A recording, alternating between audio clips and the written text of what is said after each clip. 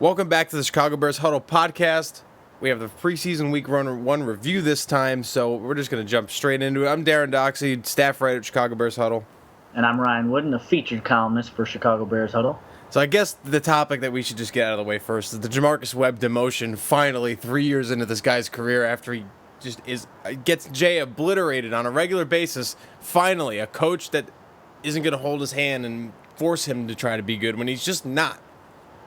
Yeah, and that's what I touched on with my column that went live today, is just for the past, really not even just the 3 years he's been in the NFL, but the 4 years prior to that, his entire football career going on from high school into the collegiate ranks and from the collegiate ranks into the pro ranks, everybody has made every single decision in regards to Jamarcus Webb based off of the potential that they think he had. And you know what? At some point over the course of 7 years, you kind of have to stop paying attention or stop putting stock into what you think his potential is going to be and start putting stock into the football player that he actually is. And what we've seen over the course of the last 3 years, and this is something we've talked about a couple times over the last few podcasts, where I've given him credit for improving on a yearly basis, but the problem winds up being that even last year, him having probably his best year as a professional, he's still an average to below average offensive lineman on his absolute best day, and that's just not good enough. That's not the consistency that Phil Emery and Mark Trestman are looking for in this offense. That's not the consistency they're looking for specifically from this offensive line that they have spent all this time and money and invested so much into just really trying to overhaul to give Jay Cutler an opportunity to stay upright long enough to get the football to those playmakers. And it is about time. Like I said, good for Jamarcus Webb continuing to improve over the course of the last 3 years, but it hasn't been good enough, and we're finally seeing him held accountable, seeing him being held to a higher standard, and that's something that really kind of gets me excited about what Mark Trestman's doing. Any other good coach in the league would have benched Jamarcus Webb 2 years ago. He probably wouldn't still be on the roster. So that brings me to something that I thought about immediately after the demotion is he in danger of getting cut, or is he going to be that guy? If he can prove, well, Mark Trestman said one of the coaches said they wanted more versatility, essentially. Is he going to try to be that swing tackle now, or is he just going to get cut? I want to say there's a chance he may actually get cut, which I never thought I'd actually see. I figured he'd somehow squeak by, play good enough in preseason to start. Obviously not. They got rookies now, and they got Mills and then Long playing right tackle occasionally too. So is he going to be that swing tackle, or is he going to get cut? What do you think about that? I think ideally, at least in the short-term basis for this one season with him under the last year of his contract, and we've talked a lot about how this is kind of a make-or-break year for this season, you kind of have to keep him on the roster for what the experience. He gives you. The versatility, the experience. He started games at both tackle positions. He gives you the ability to swing back and forth between left and right tackle. And that's a value that you really can't afford to lose at this stage of the game, because you look at an offensive line in the NFL on a year-to-year basis, and you're almost guaranteed to withstand some injuries there. And if you do wind up having an injury happen to either Jordan Mills or to Jermon Bushrod or to anyone else that they decide to throw out there at tackle, having Jamarcus Webb there, knowing that he started 44 games in his career, is something that makes you feel a little bit easier. Obviously, Jamarcus Webb got demoted for a reason, because he's not a very good left tackle. He's not a very good right tackle. But in a pinch, he's certainly a more steady option. You know what you're going to get out of Jamarcus Webb, as opposed to throwing someone out there who doesn't have the experience that he has. And going back to what we talked about him, always all his potential. He's just one of those guys who just so happen to be so big, and just they said you're a football player, and they put him out there and they forced him to play football. That's what it just seems like.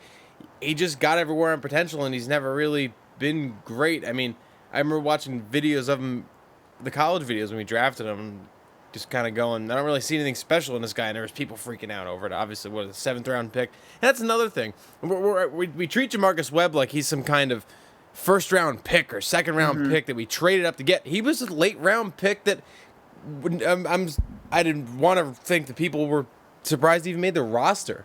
I mean, I just don't get it. I don't get how he's on the roster still. But now it's like he has to be here because of the experience. I can't agree more with that. 44 starts. I'll take the guy with 44 starts over someone who's never played it down in the NFL. Yeah, absolutely. And I think when you go back to what you're talking about with the potential, when he was coming out of high school, he went to a high school just outside of Fort Worth, Texas, that's pretty well known for its football. Hmm. He wasn't necessarily a guy that you looked at and said, wow, the film that he's put out there definitely shows that he's going Not to at be an all. elite level tackle. But at 6'8", 285 pounds, you see the frame, you see the way that he moves, and he does have a little bit of athleticism. Obviously, his footwork wasn't quite up to par. He struggled getting out of his stance, but clearly people saw enough athleticism out of him in terms of what he did at combine numbers and all the stuff that they put stock into to think this could eventually turn into a good football player. And so he was a Rivals top 100 guy coming straight out of high school, was signed with Texas originally, Texas Austin, like the big time Texas Longhorns, and he played his freshman season there, actually got a little bit of playing time, and then for whatever reason it didn't really work out for him. He wound up at, I think, Navarro Junior College, another Texas school, spent his JUCO ball there, and then was a four-star again coming out of JUCO ball and signed to Arizona. For whatever reason, that doesn't work out again. Winds up finishing his career at West Texas A&M. And so the thing is, you kind of see this gradual decline throughout his college career. People judging him based off potential. And even at a small Division II school that plays in the Lone Star Conference, people saw that size, saw potential. That's why the Bears risked a seventh-round draft pick on him. And he kind of, I think what really kind of accelerated the process of him being a very critical part of this offense somehow, even though he was only a seventh round pick, is that Mike Tice tabbed him Hmm. as his personal reclamation project. He was a guy that Mike Tice felt like, oh, this is a guy I'm going to hang my hat on. I'm going to teach him how to play this game the right way. I'm going to turn him into a Pro Bowl caliber lineman, and people are going to praise me and throw roses at my feet. And that was when we because thought he I've was done. still the offensive line guru. Yeah, and what we found out is, Mike Tice, I think, is still a serviceable offensive line coach, not a very good offensive coordinator. But this is one of those things that just didn't work out. And I think Mark Trestman came in with an open mind, was willing to give him an opportunity to earn his way at right tackle, played like garbage against Carolina on Friday, and now he's paying the price for that. That whole experience was just so Bearsy. Like that, my column that's gonna go up tomorrow, it basically touches on that. Like that from the Jay Cutler interception right away to the defensive touchdown. I mean, the entire the Jamarcus Webb sack. It just the entire game just felt like a Bears game. It was like, we're in mid December for him right here, ready to miss the playoffs. I mean, I'm not overreacting about anything, but as soon as Jamarcus Webb got blown by, it's like the first thing I thought, I always think to myself is, does he know he's supposed to get off the line when the ball is snapped? Because sometimes I really don't know. I think he's still in Soldier Field from that game. That's why he was demoted, because he wasn't in practice, because he's still waiting to get off the line. I think legitimately you can look at the way he behaves on Twitter and the way he's kind of behaved personally over the time Big and just kid. wonder, like, he's a good kid, but he's got focus issues. A I big think kid, I said. It's all he is. Oh, big kid. I thought you said good kid. He's Yeah, a, he is you a know big what? He is a good kid. You want to root for him because he just seems like one of those nice guys who's just kind of dumb.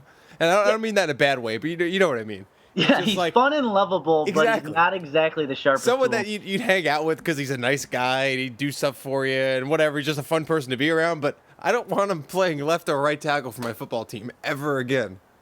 Yeah, and I think what you're talking about with him struggling to get off the ball, there is really no reason for an offensive lineman not to be able to get off the snap quicker than the defensive lineman when you know what the damn snap count is. Come on. So, like I said, I think that goes back to a focus issue. I just, like you And said, all the he's a false big starts, kid. that comes down to that too.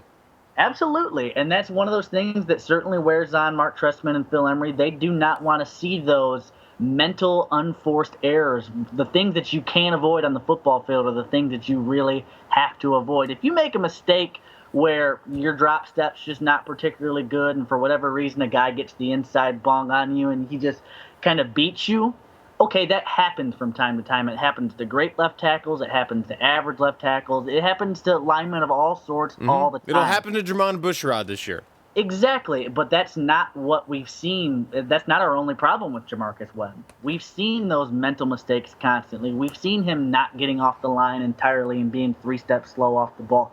Those things can't happen, and I think Mark Trestman, like I said, is finally holding the kid accountable, and I wish him the best of luck moving forward. Maybe this lights a fire under him. I doubt that it will, Yeah. but if it does and he winds up turning into a consistent every down NFL offensive lineman, a guy who gives you some value, great. If not, okay, time to move on.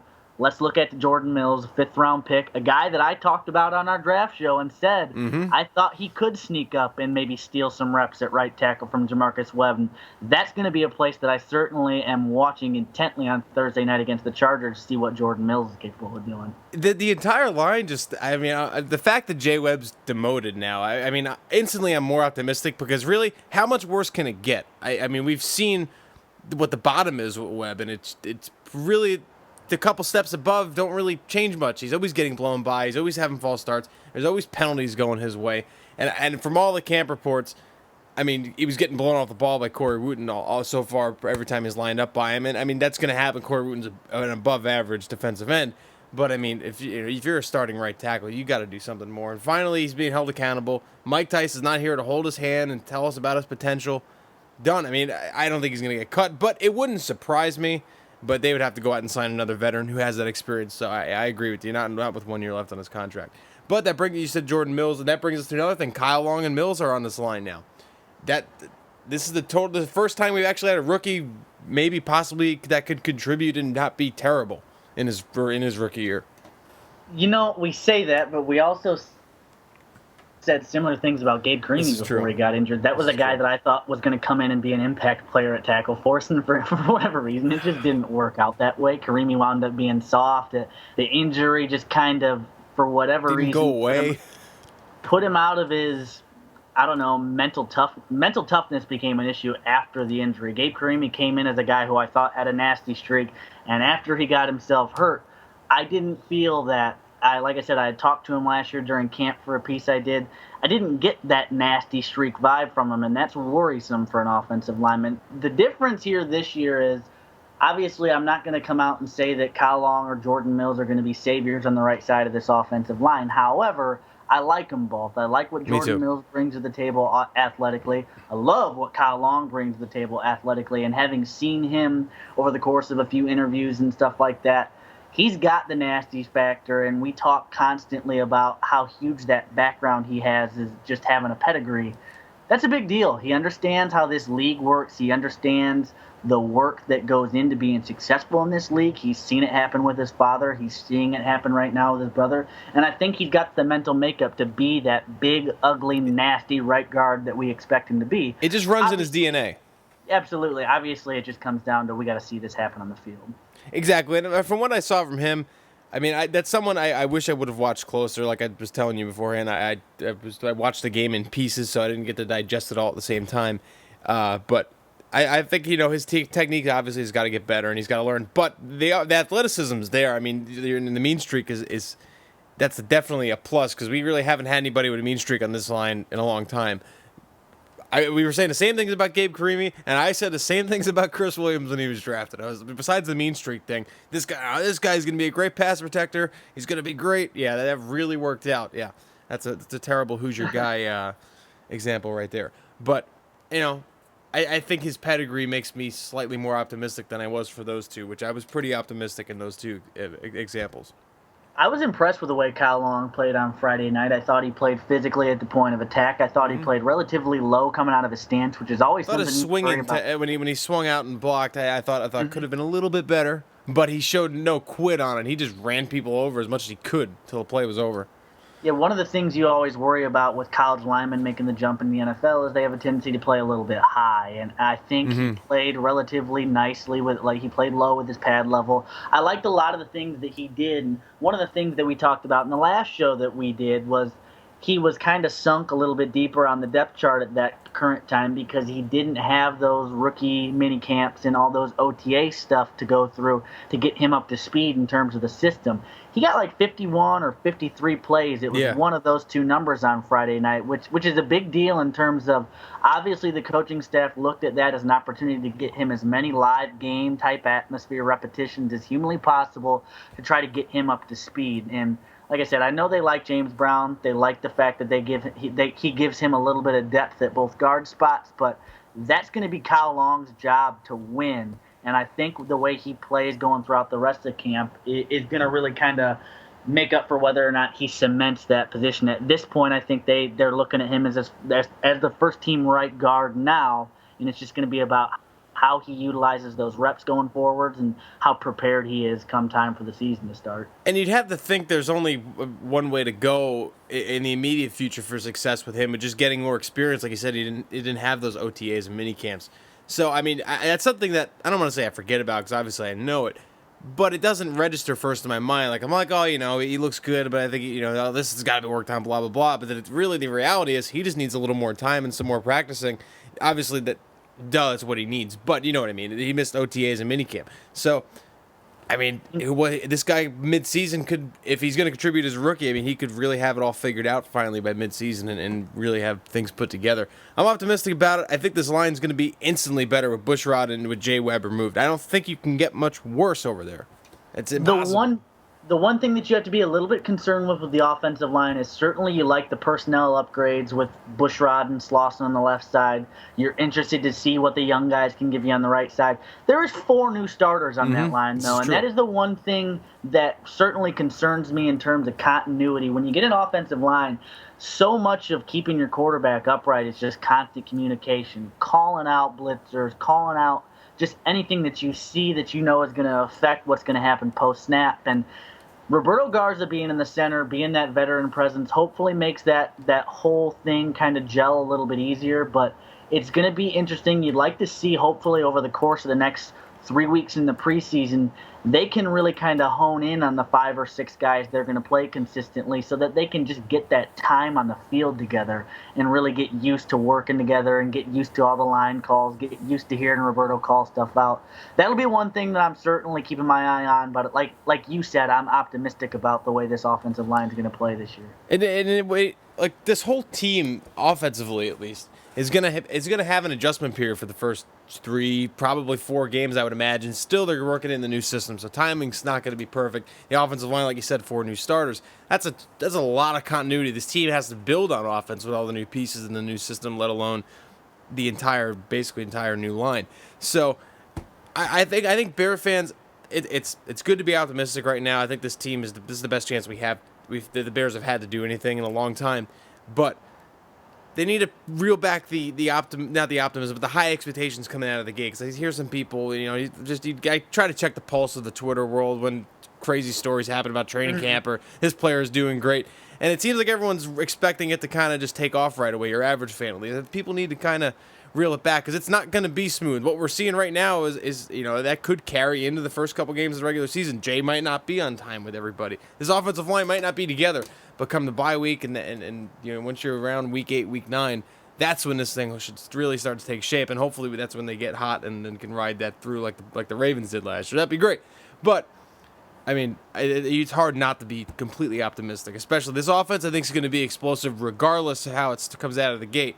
It'll come out slow, but I think there's going to be flashes of, all right, wow, now we're scoring, all right, now we're struggling again. I mean, that's kind of been the Bears' MO in general, but I think it's going to be more consistent, if that makes any sense at all, which it probably didn't. I think what you really hope to see over the course of the next few preseason games and over the course of the first couple regular season games is that even if they are a little bit inconsistent and they're not able to put together drive after drive, you hope that they find 1 or 2 things that they can rely on and lean on in times when they really need it. Obviously, a lot of people are disappointed with the way that first-team offense played, but you don't get you weren't full. You didn't have everybody that you would expect to have out there. No Earl Bennett, no Brandon Marshall. You're starting a lot of kind of 3rd, 4th, and 5th options at wide receiver. You have playing as your 1, 2, and 3, and there's just a lot of stuff that was missing there. Obviously, it'd be great as a fan to watch that first preseason game, see the first-team offense come out, drive the ball 80 yards down the field, and score, but it doesn't happen like that all the time. And for whatever reason, it definitely doesn't happen like that for the Bears. But like I said, over the course of the next several weeks, what you need to see is not necessarily them become this complete offense that is absolutely dominant by the time they kick off the regular season against the Bengals. What you need to see is, like I said, 1 or 2 things that they can lean on in crunch time that they can be comfortable with kind of taking them down the field on a drive when they really have to have points. That's what I want to see. And and at least as week to week goes by, I want to see one or two plays more each week where it's like, all right, cool, they're starting to get this thing together. Oh wow, that's more than last week. And then but by mid-season they should have this thing together. But another thing about that game, and obviously everyone's disappointed that we came out and the Bears offense did what they did. But Jay Cutler responded pretty well after that pick. Bad ball. That's a timing issue too. He took all the blame himself, but that's just kind of an adjustment right there. But Jay responded well. He completed what was it, 7 of 8 after that, or whatever he was at the end of the game. So that's a good sign that Jay didn't get rattled with the new system, didn't get frustrated and let it get to him. And then there's some people that I saw things on, initially because I didn't see the game live. People were like, oh, the defense looks horrible. It doesn't have Peppers and it doesn't have Corey Wooten. That's your two best pass rushers. The whole entire thing is going to be completely different when those two guys are back on the field. Same when Marshall comes out there. That offense is going to open up so much with Bennett, Marshall, and Jeffrey on the field. It doesn't. They might not be the Packers' offense. They might not ever be the Packers' offense. But this team is just going to be dangerous from the get-go. It just might not come together all the time right away.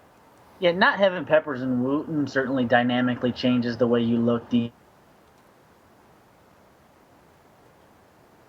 Oh, and your audio cut out there. defensively. Not having Henry Melton after the first play of the game certainly dynamically changes the way. Not having a healthy DJ Williams certainly changes the way you look defensively. Yeah. There was a lot of injury problems out there, and it wasn't a full defense. Granted, I love the way John Bostic played. He flashed himself a little bit, but if DJ Williams is playing in the middle, that LaFell touchdown, the first Carolina touchdown of the game, probably never happens because Bostic was a little bit late leaking into the flats with the motion guy coming across there. That was his responsibility. He's the guy who didn't get there. It was one of those issues where the rookie looked like his recognition was just a little bit slow. So I think, it's hard for me to put a lot of stock into what the defense didn't do. What I was impressed was with what the defense did do in terms of forcing turnovers. And while that doesn't mean that they're going to be the same team as they were last year where they led the league in forced turnovers and led the league in interceptions necessarily, it was encouraging to me to see that some of those same principles from the Lovie Smith era. And if you want anything held over from the Lovie Smith era, it's certainly you want those guys to be ball hawks. Sure. And so to see some of that continue to carry over was certainly a positive to hang your hat on at the end of the day. The thing that, as far as the defense goes, you mentioned DJ Williams. Bostic, as great as he played, and he, that interception was unreal. He made some plays. It was great. And for every play he made, he either looked lost once or twice, or like the LaFell touchdown. It's going to happen. And I was thinking earlier, people were going, oh, can this guy unseat Williams? Sure, he can unseat him.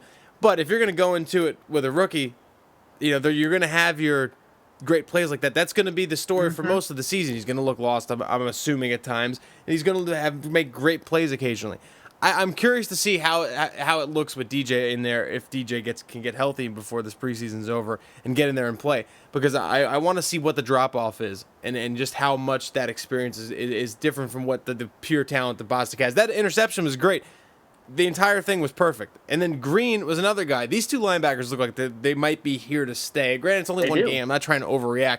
But Green getting in and tackles for loss and everything Bostic did, I mean, that's a good sign for the future. Like, when I'm watching the game, I'm sitting there going, are we witnessing that? Maybe not the next Briggs and Urlacher, because that's or the next, Wilson and Singletary. Those are high standards. But two guys that could play together for 5 or 6 years, or 6 or 7 years, may not be as great. But the Bears might have found those two guys somehow by some miracle. If they both, I think they both have high futures, and I think we might be seeing the next generation of Bears defense.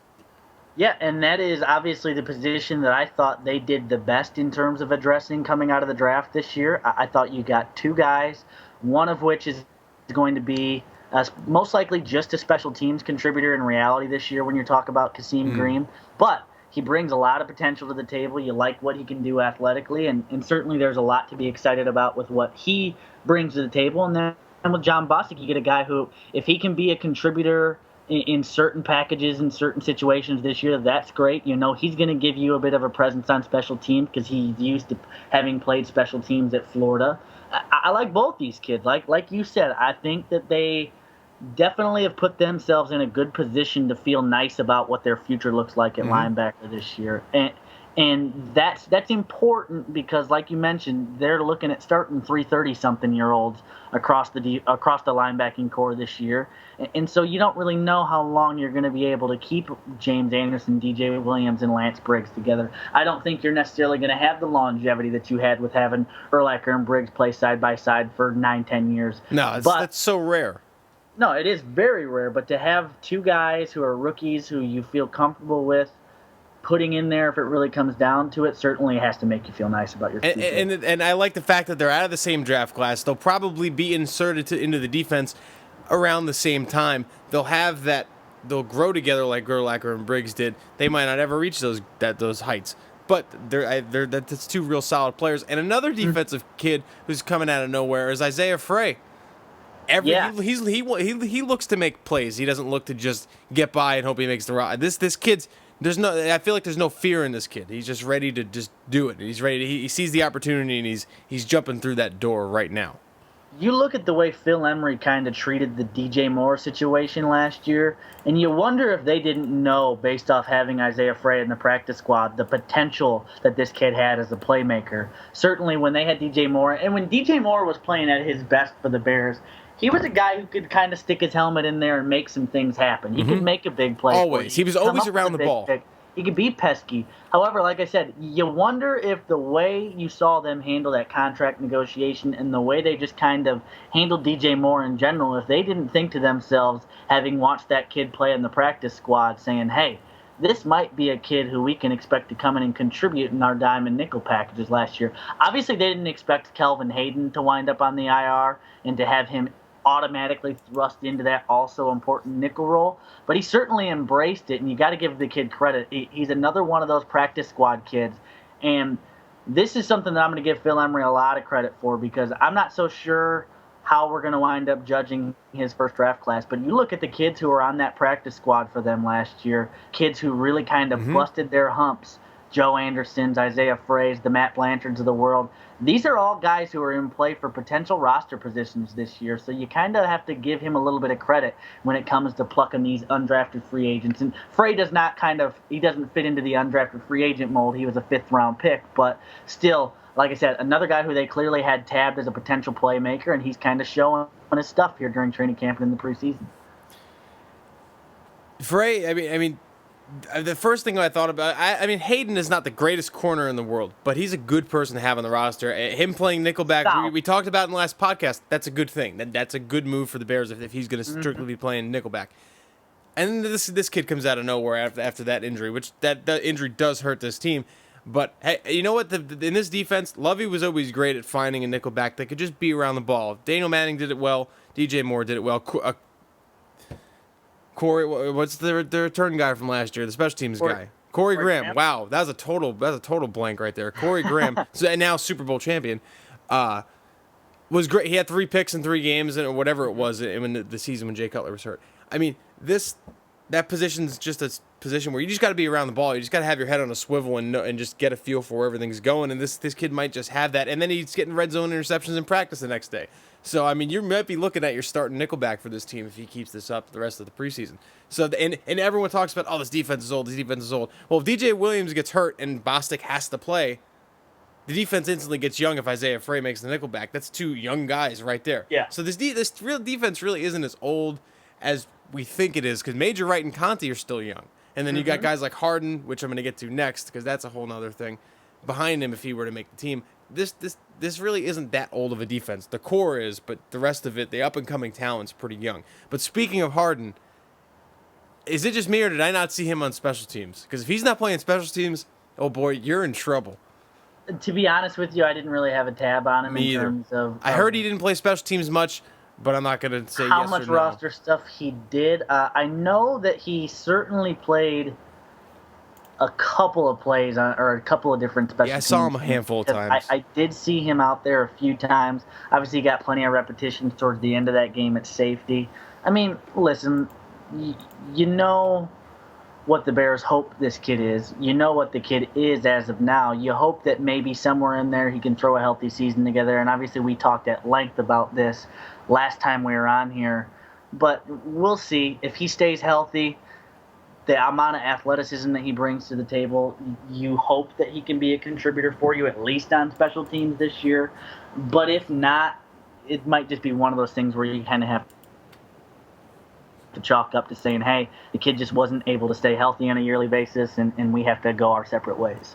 And you mentioned his draft class from last year. I mean, it's really not looking that great. Shea McClellan still hasn't necessarily shown us that he was worthy of where we took him. I have some hope that he's going to be good. He's definitely fast.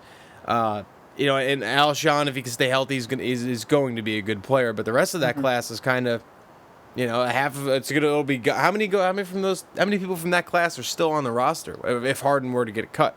The 7th round pick, that McCoy kid. That's right. He's gone. Frey is one of those guys who did not make the roster last year as a 5th round pick, and that's somewhat unusual in terms of having draft picks out there. But I mean, certainly, obviously, like we talked about, he's shown some stuff this Big year. Time. I mean, if Brandon Harden winds up being out of there, you certainly probably didn't get as much value out of that draft as you would have liked. You hope to still have your 2 big stars, and hopefully Isaiah Frey kind of give you something from that draft class. But it's not up to a great start. Granted, it wasn't a particularly deep draft. It wasn't really, the Bears didn't like stockpile picks by any means, so it's not like they really had an opportunity to go out and add a ton of depth and a ton of talent. So we'll judge that class probably more after the end of this year, maybe even heading into next year a little bit. But yeah, it's definitely. If Alshon turns into the player that everyone thinks he can be, and that Brandon Marshall thinks he can be, which is the great wide receiver, that's that. And if McClellan can just be a decent sack guy and contribute in a rotation, the draft class is a win in my book. Because if you get a receiver like I was a big Alshon fan in college, I'm a big Alshon fan now, and I'm fully believe in the hype. So if he works out like everyone thinks he's going to work out. I mean that's a win of a draft class, but. And Isaiah Frey coming out of nowhere saves the draft class if he makes the roster and contributes. So it's interesting. Yeah, it definitely.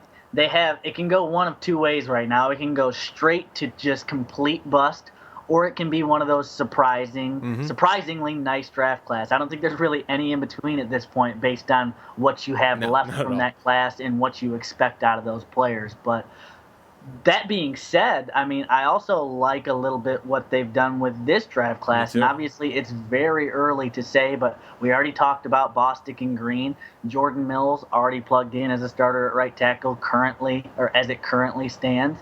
Kyle Long plugged in as a starter at right guard as it currently stands. I mean, you've got 3 rookies who will potentially wind up being legit week 1 starters for you if DJ Williams winds up not being healthy. And that's certainly a good start to the 2013 draft class. So the jury's still out on Phil Emery's ability to evaluate amateur talent. I think that's what got him here. So you kind of have to give him the benefit of the doubt until we can take these first few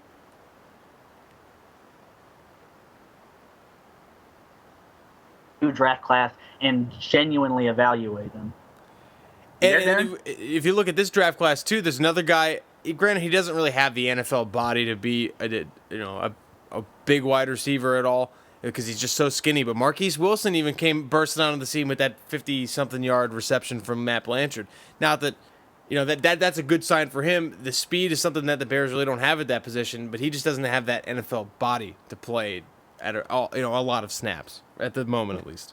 I'm glad you brought him up because certainly he's been a hot name based off of the preseason performance that he had. I think it was 4 catches for 82 yards, and he did have the big reception that went nearly down for a touchdown inside the 5-yard line where he just barely stepped out of bounds. Obviously, a lot of people fall in love with wide receivers during the preseason. It's just the time of the year that they do it. They see a guy rack up numbers against a second Brandon and third. Rideau.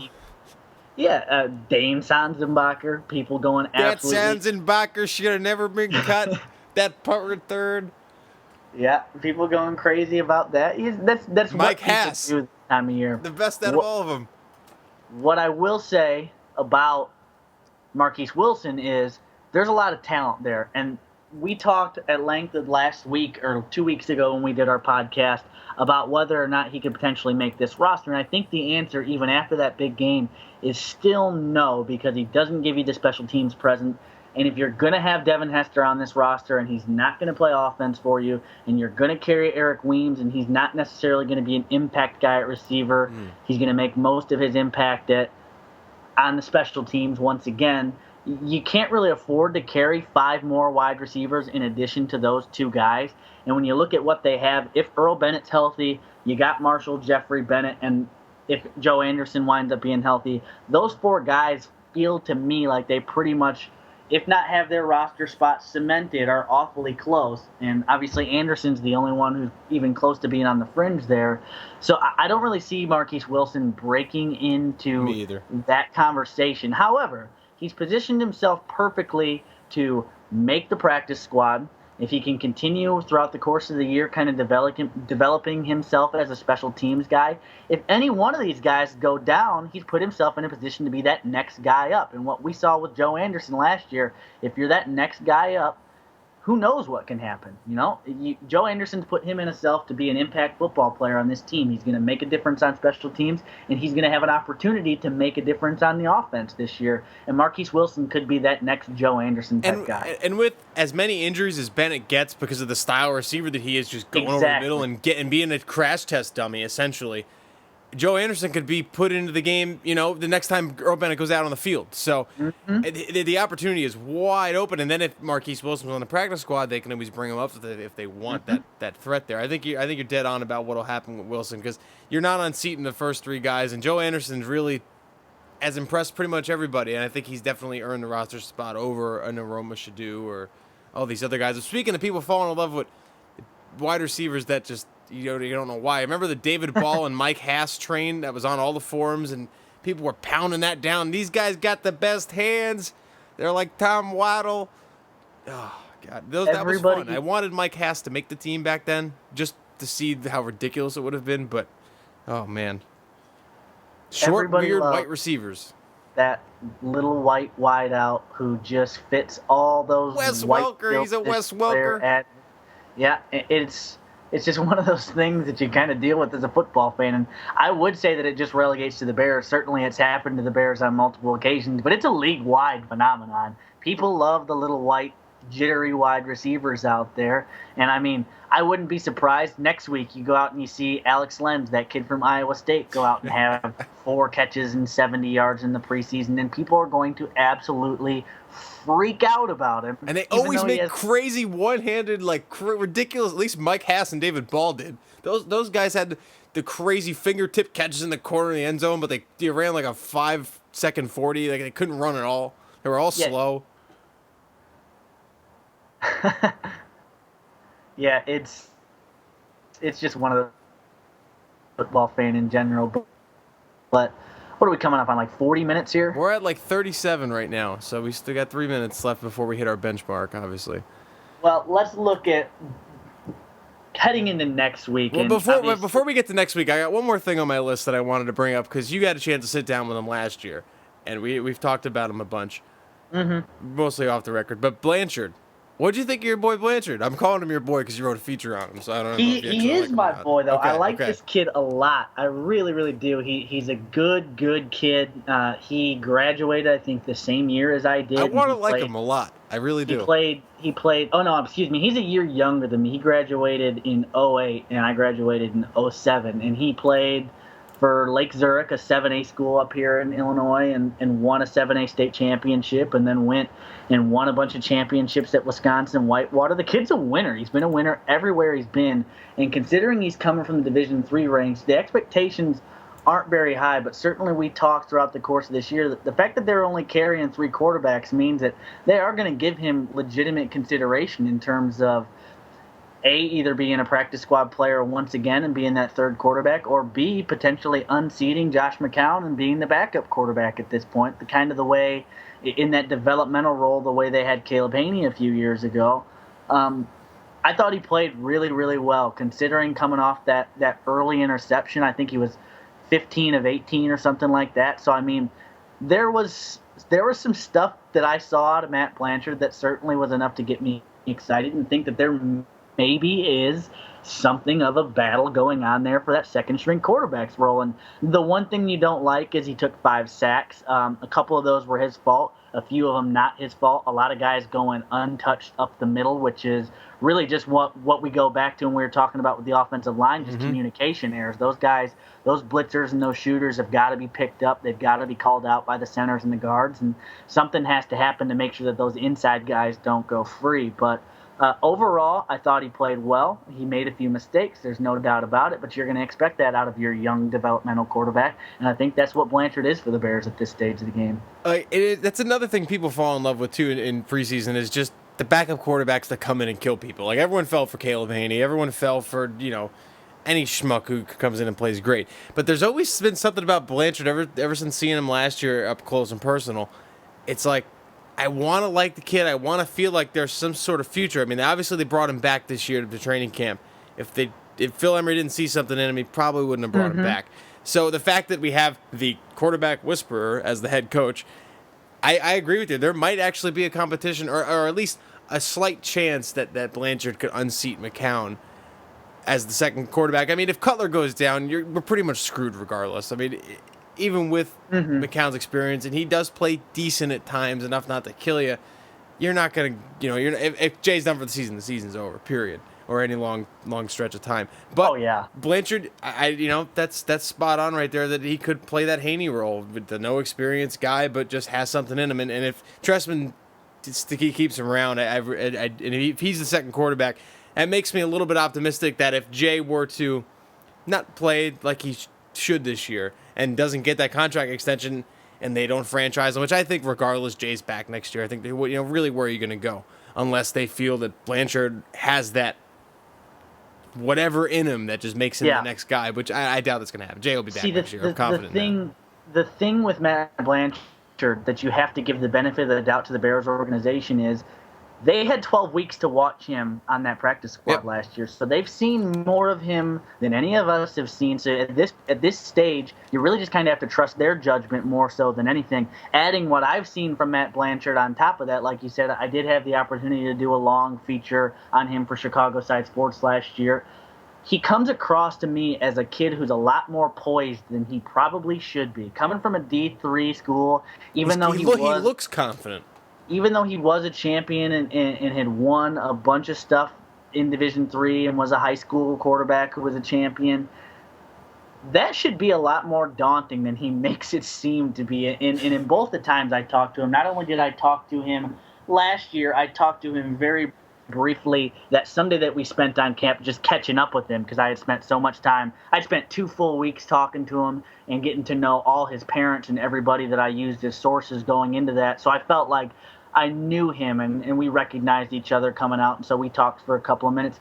He seems like he thinks that he belongs on an NFL football field, and that's half the battle for a guy who's coming from a small school like that. It's almost like small school syndrome instead of small man syndrome.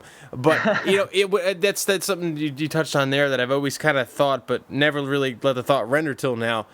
When you look at him and you watch him play, he just looks confident. The way he carries himself, the way he does everything, whether it's a bad play or not. I've never sat there and went, oh my God, this guy's a deer in the headlights. This guy looks like, what's he doing on the football field? It's always kind of been like, oh, what's this guy got? He always just portrays that. And I think that's what always has kind of drawn me to him. I remember the first time we had talked last year at camp, we started talking about Blanchard, I think, somehow. And that really kind of opened my eyes to him. And that's when I really started to watch him closer, at least in preseason. I watched him in camp, but I think he throws a good ball too overall. I remember he threw some really nice deep balls last year in camp from what I got to watch. Obviously, I haven't seen him this year, but he's definitely got something to him. But I think we're spending a lot of time on the backup quarterback. But that's another thing to think about going into next year. That if Jay doesn't play well, what happens? That's the biggest question mark there is right now. What happens next year? Yeah, and it's a thing to watch going into next week, which is the perfect segue into, hey, what are you watching for on Thursday when they take the field against the Chargers? I'm going to be watching pretty much offensive line completely. I want to see what that right side of the line looks like without Jay Webb in it. I'm not even going to follow the ball at all. I could care less where Jay Cutler's throwing the ball. I just want to see what this looks like. Jay Webbless line. That's what I want to know. No, I'm with you. I'm right there. Jordan Mills is going to be dead in my crosshairs. Watch out for yourself, Jordan Mills. I'm going to have you in the scope. And it's going to be pretty much the person that I watch the entire time he's out there on that football field. I think the other thing that I'm going to watch is to see how some of the other guys who have been banged up and some of Mm-hmm. those guys at the back half of the roster. Certainly Joe Anderson's a guy who come to mind. I think he had an MRI on his shoulder today sometime. I don't know what the official verdict was on him. But when I was talking on that show that I was on yesterday, I was very adamant about the fact that I think it will have to be a significant injury to keep him off the field because he understands that he's got an opportunity to make something of himself in this camp. And I think if it's anything that he can play through, he most certainly will. So I'll be keeping an eye on him to see if he plays, and just some of those other back of the roster guys. I'm curious to see Blanchard. That's someone that I've really enjoyed watching, and I'm gonna watch even closer this game. So for me, it's the offensive line, Blanchard, and I want to see how some of is DJ Williams coming back for this game, or is he still out? I know he hasn't really practiced, at least the last that I kept up with it. His calf strain was like much worse than Jermon Bushrod's was. So whereas Bushrod, when he got hurt the last time we talked, was day to day, Williams is week to week. And honestly, depending on exactly how his rehab goes, I wouldn't be surprised if he were to miss all but maybe one of those preseason That's what I games, figured. or maybe even potentially missing all of those preseason games. So I don't know that you're going to see anything from DJ Williams. One of the things that we talk about, and I wrote a column about it not too long ago, is listen, guys, if you're going to watch a preseason NFL game, like I said earlier, it's great if your first team offense can come out there, march down the field 80 yards in 7 plays and score a touchdown, and you can say, wow, I feel good about what they just did there. But the most important thing that everybody out there in TV land needs to be watching is the back end of the roster guys, the guys who are out there fighting for depth chart positions, fighting to make the roster in its entirety. Those are the guys who you can actually glean something of value from when you're watching a preseason football game. Whereas those guys who we already know what they are, the Julius Peppers, Brandon Marshalls, Jay Cutler, Matt Fortes of the world, it doesn't really matter. They don't care about these football games. They're out here to get their work in, get their reps in. It's essentially just a scrimmage for these guys. It is a scrimmage. It's an exhibition game. Those things don't really particularly matter. Watch those guys at the back half of the roster. Don't necessarily get too fired up when the guy who's probably not even going to make the 75-man cut has a decent game. But when you know a guy is going to be one of the 3 or 4 guys in a battle for those last 3 roster spots, those are the guys that you should be paying attention to at this juncture. And if you have a chance to get out to camp to see these guys battle in a practice situation, that makes it even better. If you can get out to camp 1 or 2 times before a preseason game, and you see who's kind of battling for just a roster spot, not even just trying to cling on to anything, and then you bring that into the game, that makes the experience so much better if you have the opportunity to go to camp. I love that's the best part about watching preseason. I could care less. So I kind of wish the starters wouldn't even play at times. I want the offense to play just because I want to see if there's any sort of wrinkles that I can look forward to that they'll display in preseason. But you know what you're gonna get out of it. Like you said, you know what you're gonna get out of guys like Julius Peppers and Charles Tillman. Get them in, get out, just go. But I get excited when they leave like the first unit offensive line, like I would imagine they would do in this game to get some, or at least as preseason goes more, to get that continuity, and then you get to see the backups play with these guys. It just the entire thing is awesome when you stop following Julius Peppers and the Lance Briggs of the world around constantly when you're watching. If you don't take the preseason football too seriously, there's a lot of cool little storylines to watch there of guys who are really just kind of fighting for their lives out there. Like you said, it's great if you can go out and get to camp yourself and see some of these actual practice battles occurring, see who the coaches are watching, kind of give you an idea of who to watch in these preseason games. If you can't make it to the preseason or you can't make it to a training camp practice, guess where you go? You go to Chicago Bears Huddle. You go out and check some of the other great Chicago Bears beat writers who are out there who have all your information for you. But yeah, I'm looking forward to seeing what they do at home on Thursday night against San Diego. I know a lot of people hate preseason football. Nobody here is trying to pretend like it's real football, but at the same time, there's some fun stuff to watch. And like I said, I'm going to definitely be focusing on Jordan Mills, definitely be focusing on these back half of the roster type of guys. Yeah, my entire if since this will be televised, I'll be able to record the game and break it down like I usually do. So it'll probably be all offensive line and Bostic heavy for me overall. I think because I'm really excited to see more out of that kid. I bought into the hype, hook, line, and sinker. I'm getting reeled in. So I want to see more. I want to see what this kid's got because I didn't expect to be this optimistic right away. That just the athleticism he displayed on the interception gives me hope he can run the cover two and cover everything over the middle like he should. So that's what I'm looking forward to. But we're running almost at 50 minutes here, so we went a little over budget on the time.